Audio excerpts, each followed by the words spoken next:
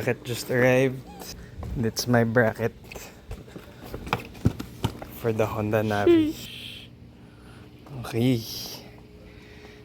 May tools ba ako? Patay.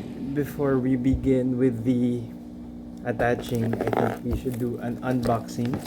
This rack was brought to you by Rack X. Sold by Master XED Parts. It's pre-made na. It's already pre-made for the Navi. So yeah, I just got home and then the order came. So na-excite ako.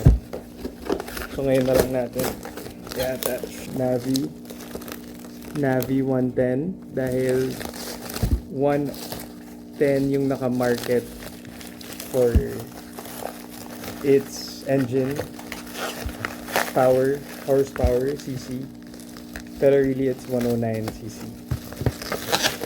So they just rounded it up, but really it's 109. So it's a very small engine. It's a very small motor. That's why I like it. Oh wow. So it's very well packaged. Safe siya nakarating. No bumps. And wow, you can really feel how hard it is. Well done. Ayan. So ito siya. Buong buo. And that's it. So it didn't come with any other bolts and nuts.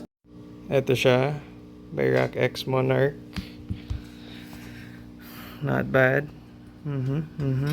Pretty smooth. How solid. Sana kasha.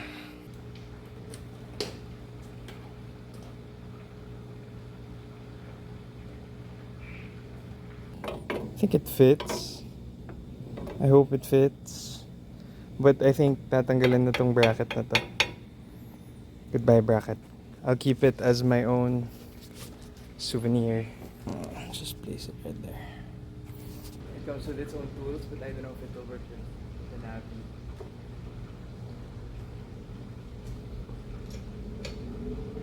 Okay naman. It works. Asset lang.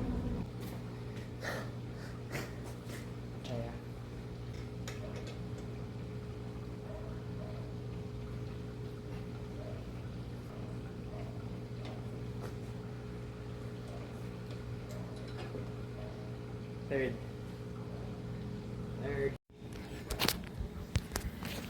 So that's it. That was the top box. It's going to be my souvenir.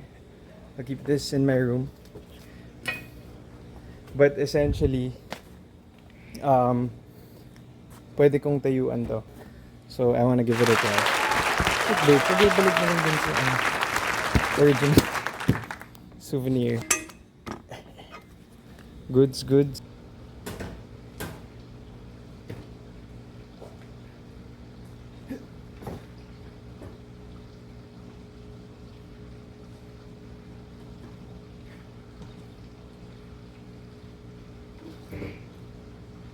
This is crazy.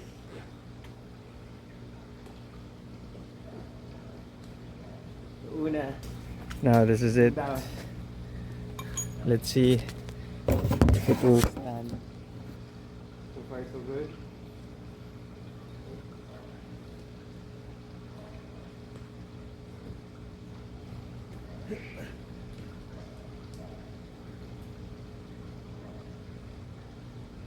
Not bad.